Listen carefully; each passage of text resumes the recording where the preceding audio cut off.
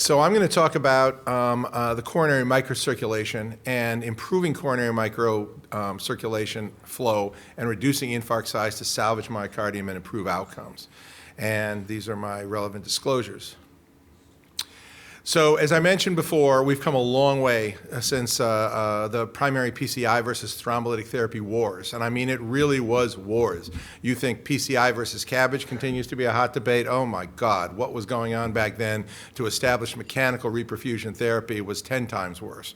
But obviously, primary PCI has been shown again and again and again to reduce mortality, reduce reinfarction and recurrent ischemia, to reduce the complications of thrombolytic therapy, particularly hemorrhagic stroke, so overall stroke rates go down, patients get out of the hospital sooner, faster recovery to work, et cetera, et cetera. And if you look at a lot of the reason why primary PCI works better than thrombolytic therapy, it's because it salvages more myocardium. And that's really the reason we're opening up an acute infarct artery. Yes, there is some benefit to getting the infarct artery open independent of myocardial salvage by enhancing electrical stability and preventing infarct artery expansion and aneurysm formation. But most of the benefit is going to be by intervening early and salvaging myocardium. And so this very nice study done by Shomig and the ISAR group, PCI versus TPA in 140 patients. And we overall salvage about 5% more of the left ventricular myocardial mass with PCI compared to thrombolytic therapy, higher rates of TIMI3 flow, et cetera.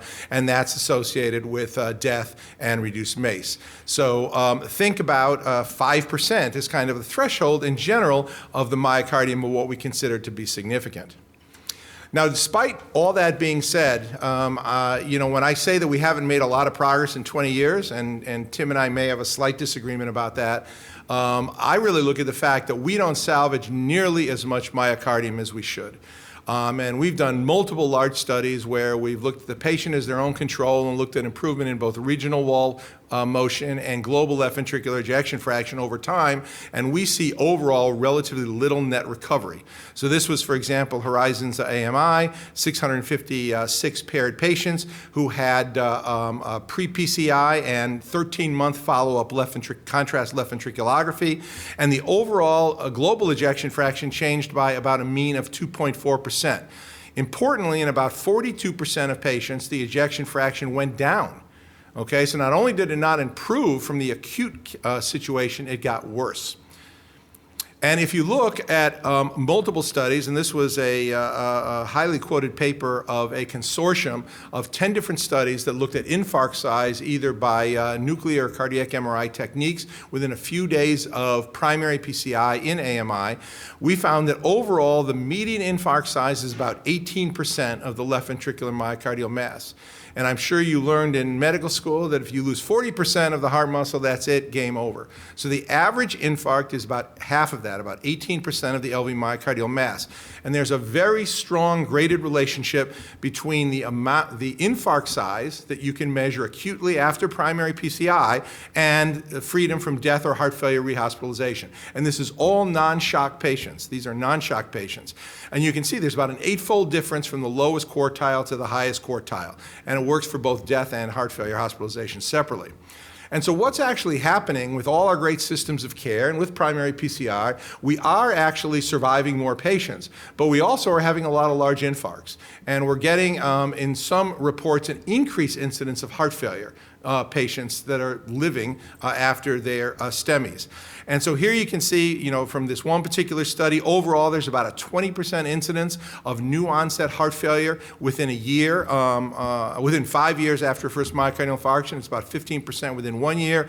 And the incidence increases is higher in women compared to men, and it's higher in patients of older age compared to younger age. So what's going on? Why are we not salvaging much myocardium?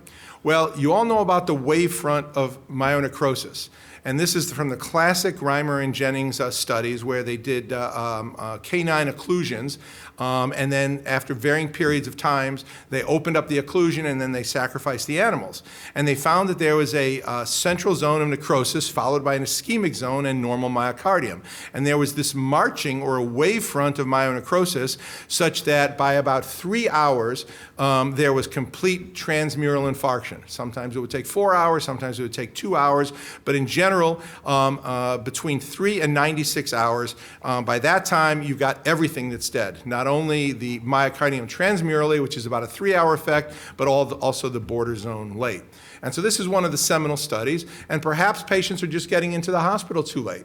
And we still know we've been unable to get patients to present to the hospital with symptoms faster. A lot of patients will sit with 2 or 3 or 4 hours of symptoms. It's not classic chest pain. They're not so severe. And by the time they come into the hospital, they've got a transmural infarction. Now they're getting nauseated and diaphoretic and dyspneic, and we can't salvage much myocardium. So that may be part of it. Okay, and this is really what I think is the greatest limitation of primary PCI and STEMI today, and that is poor recovery of LV function. So if you look here, this is a patient who we took care of in Horizons. It's a 49-year-old man presented with crushing chest pain for 90 minutes. So not too bad, 90 minutes.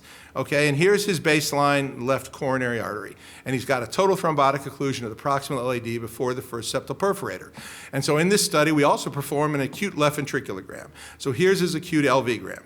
Okay, and you can see his whole anterior wall, apex, and distal inferior wall are akinetic, or the apex is slightly dyskinetic. Okay, so we had a door-to-balloon time of 67 minutes, not too bad. And here's the post-PCI result. Okay, you see we put a stent in his proximal LAD, we've restored TIMI3 flow, looks like a fantastic result, and we bring him back in this protocol 13 months later for protocol follow-up angiography and left ventricular function analysis. You can see the stent in the LAD is absolutely wide open, there's no restenosis whatsoever, flow is great in the LAD.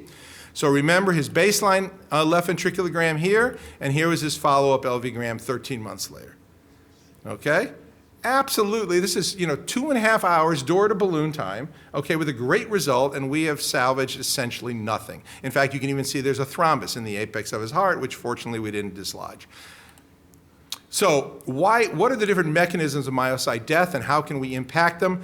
Well, there's the energy depletion basically, which is irreversible myocyte death and mitochondrial death, and that's what we're really talking about by trying to reperfuse early, and minutes to hours matter. Then there's reperfusion injury, which we could spend 2 hours talking about. That can go on for hours after we restore blood flow to the myocardium. And then there's complement activation and other mechanisms that can lead to apoptosis.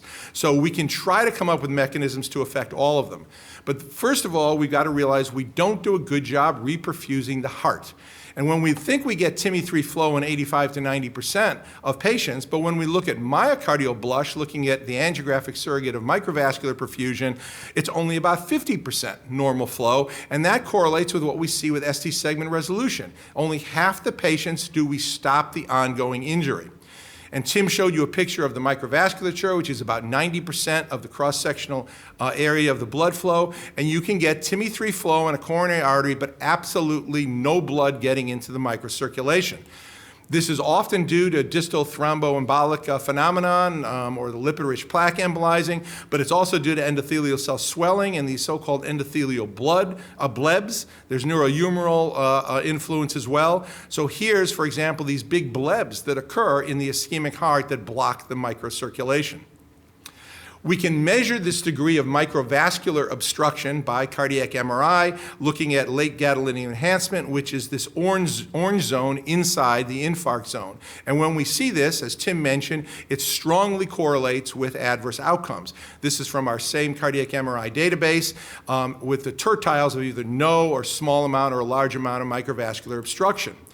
And if you put microvascular obstruction and infarct size in a multivariable model, they're actually both independent predictors of all-cause mortality.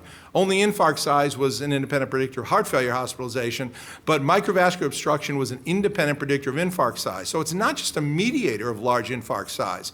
And in fact, if you look at the relationship between infarct size and microvascular obstruction, there is certainly a relationship, but it's a scattergram. So more is going on than just its influence on infarct size. So there's a lot of different targets to further enhance myocardial reperfusion, to further reduce microvascular obstruction, reperfusion injury, hopefully halt apoptosis, all these different potential cardioprotective effects. PIXO, which you're going to hear about in the next talk, has potential benefits on improving both microvascular function and integrity, and has separate cardioprotective effects to potentially reduce reperfusion injury. And so Adrian Banning next is going to tell you about pressure-controlled intermittent coronary sinus occlusion. But basically, this is a technique where you have intermittent coronary sinus occlusion, which basically increases the back pressure in the coronary sinus, which increases, number one, flow to the border zone, the ischemic border zone of the heart. Two, it increases microcirculatory perfusion beyond areas of microvascular obstruction, and it also enhances washout of toxic metabolites from the microcirculation. And increases in coronary artery pressure and coronary sinus amplitude have also been associated with myocardial salvage, other cardioprotective reflexes, and angiogenesis. So we're very, very excited about the potential for this therapy to be able to further improve outcomes with patients who have had large myocardial infarctions. Thank you very much.